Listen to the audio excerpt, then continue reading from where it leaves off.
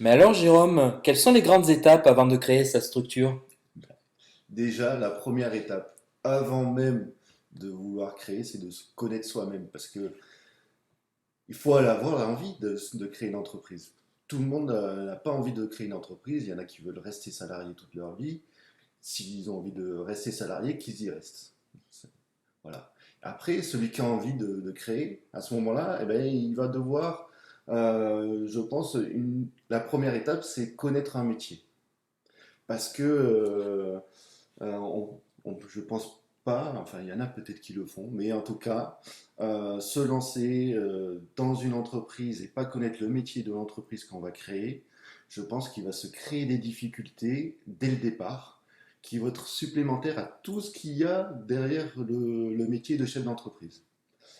Et ensuite, une fois qu'on a ce métier, qu'on a envie de faire ce truc-là, c'est de faire ce qu'on appelle la fameuse étude de marché.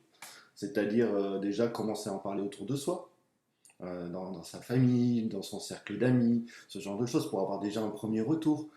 Peut-être aller faire des recherches sur Internet, voir est-ce que ce métier il existe, est-ce qu'il n'existe pas, est-ce que je suis dans la réalité, en dehors de la réalité, tout ce genre de choses. C'est aller rencontrer et discuter avec d'autres entrepreneurs.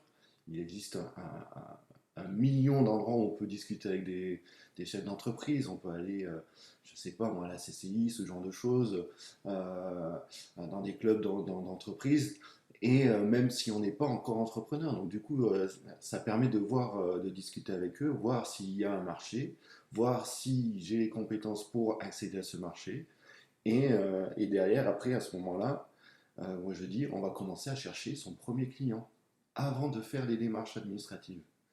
Pourquoi? Parce que suivant le statut juridique dont on a parlé tout à l'heure, vous allez peut-être devoir payer des charges tout de suite alors que vous n'avez même pas de client.